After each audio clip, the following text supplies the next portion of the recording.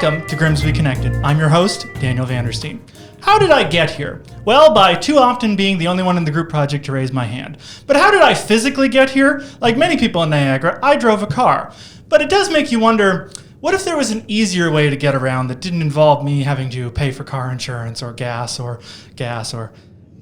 And these are the kinds of questions that the good people at Niagara Transit try to answer. And here to answer my questions for Niagara Transit is their general manager, Carla Stout. Carla, thank you so much for being here. Thank you for having me. So just to start off, tell us about Niagara Transit and yourself.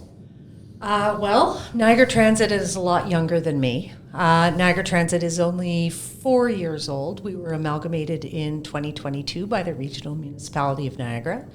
And by amalgamated, I mean the 5 agencies that were delivering conventional or big bus transit across Niagara and the 9 levels of contracted levels of service. So smaller van service, specialized services for persons with disabilities. Everything that was running people around ended up in the same bucket. Under one umbrella. 2022, exactly. And that became Niagara Transit. And so I was hired as the general manager in fall of 2022. My previous life, I was the GM at Niagara Falls Transit. Okay, so that makes sense. Yeah, that makes sense. And before that, I worked for the town of Fort Erie, so I'm very aware of working in a small rural municipality and delivering transit in a contracted way to that community for about 15 years, including, again, transit for persons with disabilities as well as a small bus system. Okay. So you've been in the transit space for a good long time. I've been here for a while, yeah. Exactly. So transit is, I think, a very top-of-mind conversation, especially here in Grimsby right now. Disclaimer, I think people should know this, but just in case they don't, Niagara Transit is not Metrolinx. No. Different companies. No, that's a private company and you're a commission of the region. Correct. But obviously, I think that the thing that people are thinking of right now when it comes to transit is Grimsby is getting a GO train. Finally. And that's very exciting. And it's real this time, allegedly. We'll see. The shovels are in the ground, so we are ostensibly getting one.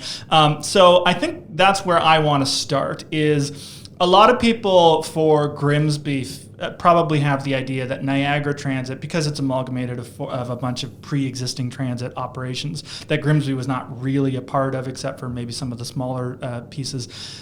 Grimsby's kind of been left off of the transit maps for a long time, or maybe that's the feeling. You can correct me if that's inaccurate. So with the arrival of a GO train and the expansion of Grimsby and the development that we're seeing in Grimsby, what do you see as Niagara Transit's role or goals for the Grimsby or West Niagara area in the next few years?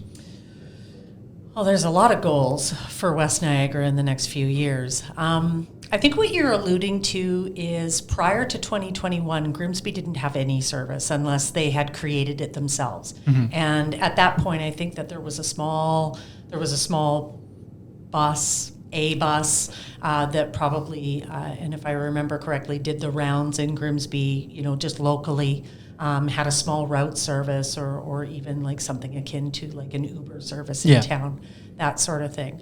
The region of Niagara amalgamated a number of rural communities in a pilot project in 2021. And that was the van service. The NRT app. The NRT app, right. And that was the VIA service that was delivered to the region of Niagara. When we amalgamated in 2022, of course, we inherited that small pilot. The issue with the pilot was it didn't go far enough. Now we had 12 municipalities to deliver service to, not just, 1 or 2 on the west side of Niagara. We had to fill in the gaps throughout the balance of Niagara. So we actually went out for RFP and created a larger level of that contracted service and amalgamated 9 contracts into one. So that's the service that's there today. Mm-hmm. It is a pre-booked, on-demand. It's very much the style that was started in the pilot. But I will say that, the pilot started during COVID. Mm-hmm. And ridership at that point was about 20% of what it is now. Oh, wow. So capacity on any service across Niagara since, COVID thankfully wrapped up and things started to get back to normal, ridership has exploded, Sure. and not the least of which on that small system. So we know, we know just by given the fact that Grimsby is going to be opening a GO station, that the people who live and work here want to make connections to places like Hamilton for all sorts of conveniences that come along with living out this far, right, on the Niagara border with Hamilton, as well as getting into Niagara. We're not meeting the capacity needs, Sure. and we won't on the van system or on the contract that we have currently. So a big part of our plan is to bring bus service through into Grimsby and serving the new Grimsby GO station. So making connections at Winona, to create that HSR link if you're going to be taking bus, but also making links at the new GO station. So if you're planning on taking a train, we're going to be able to get you there. And it won't be on a small vehicle that you have to pre-book Right. days Something or that's even weeks on in a more advance. consistent rotation Right, and that you can that's- expect to just show up. And that's what bus transit is all about, is about having the flexibility for it to be reliable and it for you to exactly know when it's coming and when to expect to get on board. And right now, that's a challenge with the on-demand vans because of the capacity issues that I was talking about for ridership. Yeah, I think, and the NRT is a great program. I'm glad that they started it. I know a bunch of people that have used it. And can you just, I probably should have asked you this before, but just for anybody who's not familiar, can you very briefly explain what the NRT is? Sure. So Niagara Transit Plus is, Oh, sorry, you is changed our the new name. branded. I'm Yeah, sorry. exactly. What would it be if it wasn't newly branded inside the first 2 years to confuse everybody? So our app has changed, and so has our name. So we are Niagara Transit, and the on-demand or the micro-transit service that we provide to people with disabilities in your community, as well as, to and from Grimsby, is called Niagara Transit Plus. Niagara Transit Plus. And Niagara Transit Plus is a pre-book service. So for people that are using the on-demand component, so you don't have a need for specialized service, you don't have a disability, or you're not a frail senior that needs that kind of care, you can book up to a week in advance your trips. For persons with disabilities or those seniors that qualify for the service in a specialized way, they have up to 2 weeks. Okay. So they can pre-book a little bit ahead so that they make sure that they're getting that level of service, and then the on-demand trips get filed in behind that. To the point about capacity, like I said, this service is not very old. And it was assumed during a period of time when I think the ridership capacity was a little unrealistic for what was coming. Sure. So it is a very well-used service, and it makes getting those trips very challenging, depending on peak time of day of week. And for people who maybe haven't used it or haven't checked it out, what would be kind of the main difference between taking Niagara Transit Plus versus like a taxi cab or an Uber? So Niagara Transit Plus, not only is it, pre-booking in advance, so it's not like you pick up your phone and you can get, somebody to your door in Right. 10, 15, 20 minutes, depending on how long it takes to get a taxi in Grimsby. I Sure, can certainly yeah. speak to Fort Erie, but I don't know It's Grimsby. not fast. It's probably not that fast. But the difference really at the end of the day is cost. So, a taxi ride, I'm thinking from Grimsby, let's say, to the St. Catharines Hospital site, the Murata Hospital Health site, could cost upwards of $40, right? And that's one way. In the iterance of taking that same trip as a specialized transit trip user from Grimsby going to access a healthcare appointment, it's $3.50. So the subsidy really is in the delivery of the trip through the taxpayer. Sure. Right? The rider is paying $3.50. You're not paying a market rate for that trip. Right, of course. Yeah, I don't think I could even ask a friend to bring me to St. Catharines for that. Exactly. We've talked about the GO train, but and so expanding buses. I think there's a maybe fear is too strong a word, but there's a concern that we're after the 30, 40, 50 years, we're going to get this train and then people are going to land here and not have anywhere to go, or that people are going to have a hard time getting to that station and beyond. But let's also talk about some of the inner escarpment, because you can go up the hill and you can go towards Beamsville. Is the idea more bus lines, more like interconnected systems? Can you give us some details about some of the projects that you're hoping to bring in? Sure. I'm really glad that you're asking this question, because I think that, for communities that have never really had big bus service, it's a huge question mark. Mm-hmm. Like, how are you going to roll that out here? What does that even look like? A 40-foot bus is a bit of a different investment, and it's a completely different level of service than the van service that you have today. The idea is to provide originally a regional bus line, right? So that would be a connection all the way from St. Catharines to, like I said, the Winona Crossing, right, in Hamilton. And that would make its way on both sides, right, of the highway, and would provide service to Beamsville, Lincoln, Grimsby, making a connection at the go, and ultimately doing that turnaround in Hamilton and then coming back. A bit of a milk run, to be sure, but that's what regional lines are supposed to be. Sure. They're there to connect communities across the entirety of Niagara, which is 2,000 square kilometers. Yeah, that's no mean feat, right? Yeah, and that's kind of a great segue to the next thing that I was going to ask. Is one of the perceived challenges with establishing consistent transit in Grimsby, West Niagara, Niagara in general, is there is a sort of chicken and egg component to it. Of you need the density of ridership to justify the investment, but you can't get the density until you've invested in it. So how do you kind of balance that equation? Well, this is where the pilot of the on-demand comes in. And then the amalgamation of all of the specialized and on-demand into our commingled Niagara Transit Plus comes. Because you really don't establish routes like we're talking about, like a significant investment in a local or a regional route without having great data.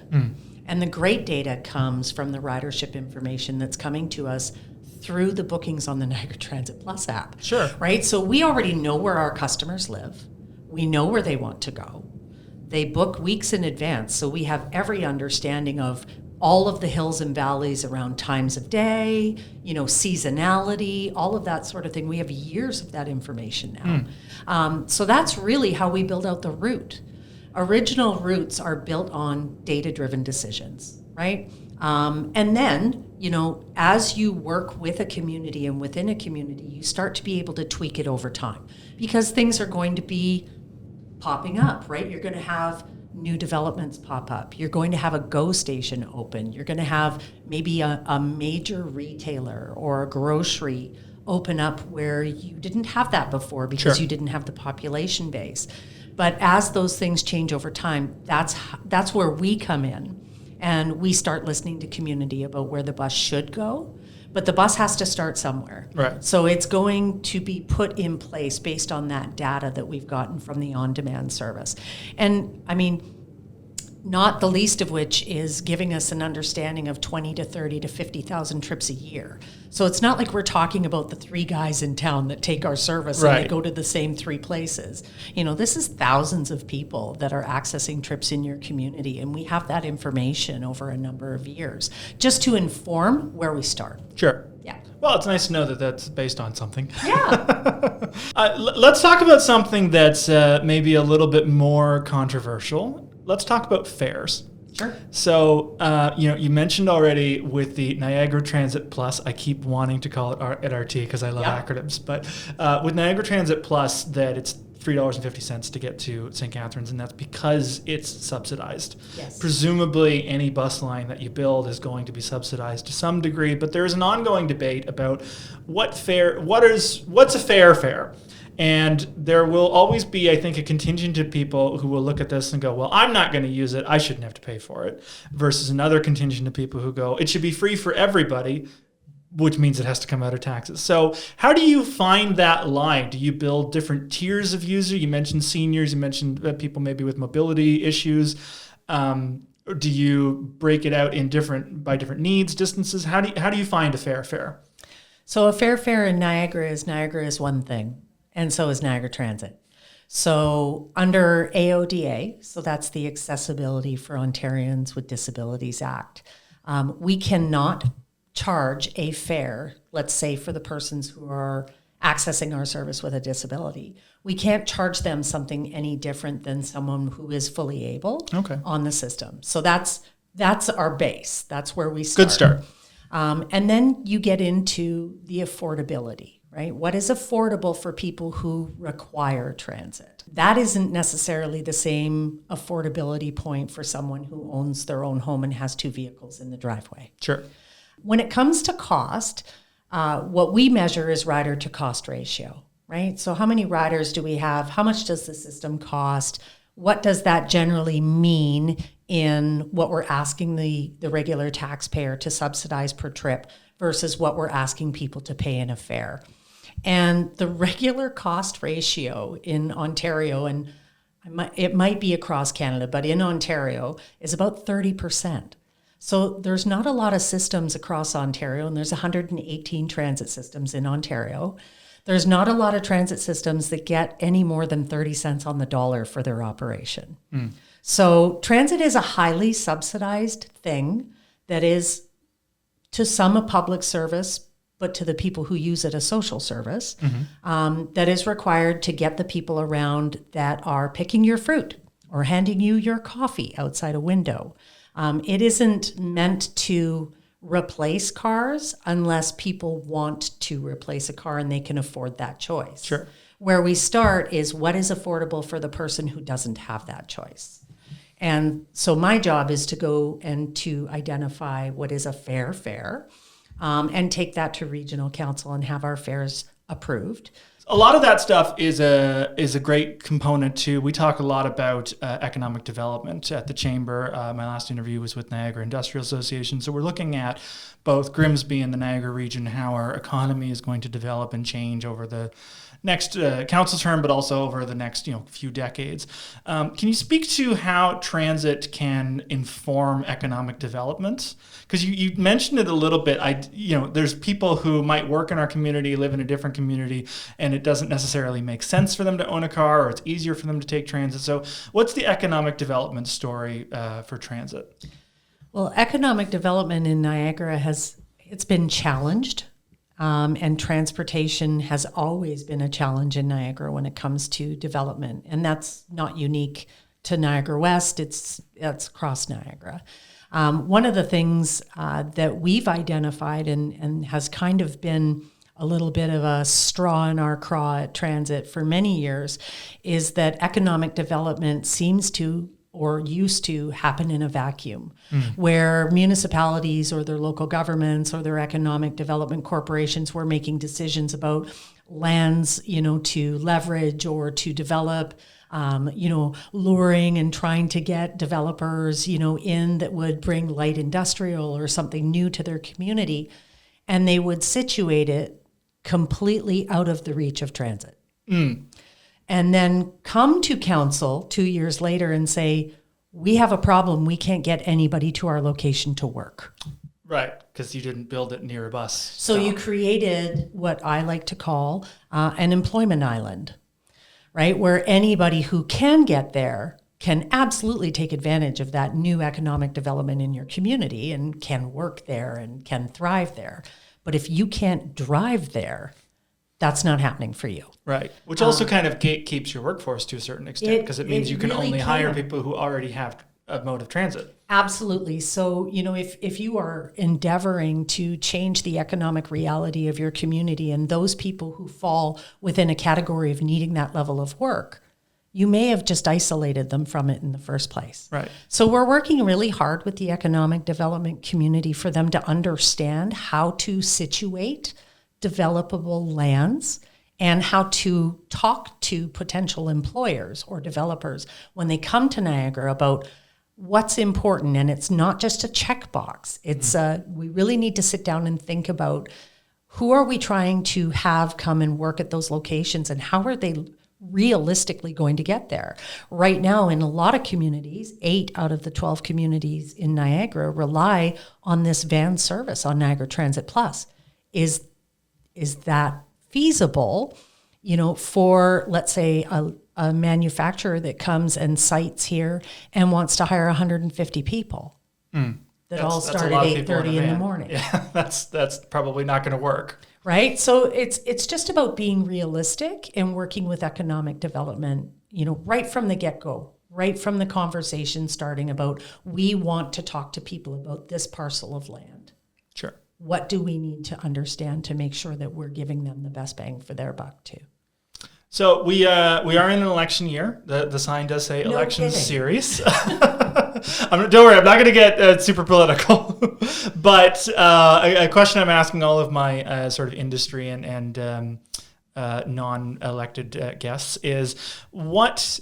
It's a twofold question. First, why should councils support your work? And second, what would you hope the next council for Grimsby specifically can do to support your work?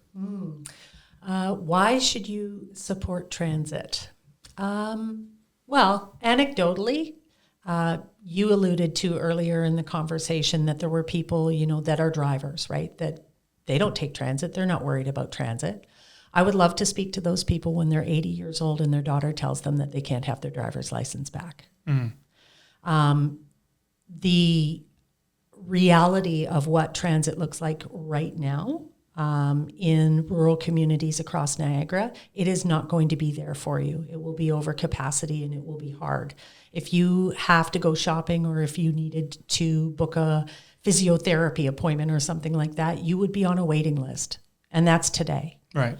So why should you support the work? Because eventually you're going to need it. Sooner or later. You're going to have a teenager that you want to get a job, a part-time job, or you're going to have a parent that you cannot take off work who needs to go to a doctor's appointment. We impact real situations in families and real life things every day. It's not just about getting to work or, those sorts of things. This is a community service, and I always call it a social service. It is a social service that really takes the temperature of how healthy your community actually is, and how set up are you to support the people in your community that don't have the same privileges that a lot of people do. The second half of that, what are you hoping the councils can do to support your work? I know you're a regional entity, so obviously the mayor is our regional representative and is going to interact with you in that capacity. But from the local municipalities, what kind of support would you be looking for? So local municipalities really pay for 75% of our service, right? There's the regional component of service, right, that is paid for through the regional tax levy. But significant amounts of our costs are paid for individually by local area municipal councils that increase their local service hours, right? So we're looking for support from the town of Grimsby to really support that link service that we want to budget for in 2027, which is the service from St. Catharines to the Winona crossing that will create the level of service that is required, that is, I think, overdue and needed, and is certainly going to be needed to make the connections to the GO station. For sure. Once it opens. Yeah. The next level of support that we would be looking for from the town of Grimsby is once we understand how much of the service and how many trips and rides are being, taken up on that new bus service, that connective regional service. We'll be back at the town of Grimsby asking them about their interest in a community bus to support that. And that's more the community-based little milk run that kind of runs from around town. Grimsby on the lake, maybe to downtown, maybe it. to the hospital and back, the You stuff got that it. would And be hyper-local. that would be the one that would support into the regional run. Mm-hmm. And that's where the connection really happens. When people start seeing things that are, like right now, insurmountable. Yeah. It doesn't exist. To now that's a 10-minute ride and one transfer for me, and I can go big shopping, in Winona or whatever, like right now people are using taxis, to be honest, because the capacity, like I said, on Niagara Transit Plus is so stretched, and when you have people on a limited income and they have to resort to that $40 taxi trip, instead of a $3.50 bus ride. Yeah. It's a big strain on people. No, I definitely long for the days of that community-oriented. I mean, I'm privileged enough to own a car, but I know I hear from so many people who won't even like necessarily. If I'm downtown, they won't go to Grimsby on the Lake because parking or like it feels too far away, and I'm like, it's literally a 5-minute drive, if that. But there is, when you go to the cities, you know, if you take the train to the city, or if you go to Europe famously for this sort of thing, there is a liberation, I think, that comes from not having your car with you, which is, I acknowledge, an extremely privileged thing to say as somebody who has a car, but I love not having my car. I would love to not have to bring my car places in town if I could do that. So on behalf of the Chamber, happy to continue to advocate for more transit. And it just ties into so many pieces. It ties into workforce, it ties into economic development, it ties into business opportunities and business growth. So it's such a crucial piece, I think, of all of the stories that we're telling as we head through this election year and start to think about what the future of our community looks like. Final takeaways. So we've covered a pretty broad swath of territory. I hope we've given people a good sense of what it is you do and what you're working on. But what else would you like people to know about transit? Maybe if there's anything they can do to get involved beyond just using it. But what else would you like to leave people with on the subject of Niagara Transit? And probably for the balance of my team, I would be remiss if I didn't talk about the balance of Niagara. We finished a 10-year master plan. It's the first one that we've done, since amalgamation. And it's called a master plan. We call it our growth strategy, basically. Sure. With Niagara, it's interesting. When I got into transit in Niagara, I remember someone saying to me, did you read the original report about amalgamating transit and how necessary it was going to be in Niagara? And I said, no, I haven't read that report. Can you tell me where I can access that? And they said, well, it was written in 1969. And it was, part of the business case around regionalization, around creating the regional government. Sure. And transportation was one of the 4 pillars. And it was, you must, to be a viable, sustainable, economic engine in Ontario as this new region, you must have an amalgamated transit service. And I remember reading that, and I read it in university when I went back to classes. I think it was in 2011 when I was there. And I thought, you got to be kidding me. This is like over 50 years old. We haven't done this yet. And right at that same time in that year, they had started the regional bus services, the regional bus routes in 2011. And I thought, okay, so now it's starting to happen. So, not for lack of, waiting a little while. Sure, just since the moon landing. It's like a dozen years. Yeah. Even after the first regional lines went in, we're now talking about delivering service to the entirety of Niagara, both inside communities and connecting communities. And I would really encourage people, if they have an interest in knowing how their tax dollars are spent or are going to be spent on transit in Niagara, visit that website, niagaratransit.ca. Take a look at the mapping. Use the little scrolly tool because it's fun. I do like scrolly tools. Scrolly tools. Big fan of scrolly tools. Big fan. So, go in and take a look at what we have planned. It's a lot that we have planned. And that does come with cost, and it comes with investment, and it comes with support. We're going to need support locally, not just from elected officials, but from the people who are investing in their own communities, right? And that is the property taxpayer that pays for predominantly most of our service. Sure. Yep.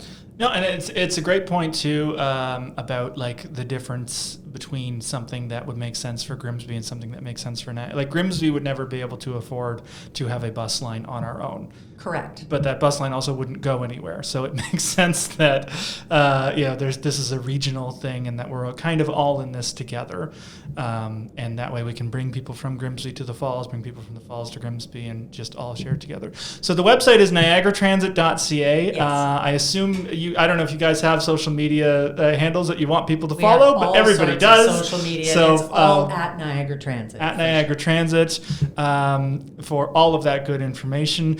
Thanks so much for being here today. I really appreciate your time. Thank you to our series sponsor, Cornerstone Association of Realtors, for sponsoring all of these episodes. Thanks as well to our studio sponsor, Bright Workspace. If you would like to rent this studio space or any of their other fantastic amenities, you can check out what they have available at brightworkspace.com. Thank you so much for watching or listening. If you like the show, be sure to subscribe on Apple Podcasts, Spotify, or YouTube. Technical production for the show is done by myself on behalf of the Grimsby Chamber of Commerce. That's our show. Let's stay connected, Grimsby.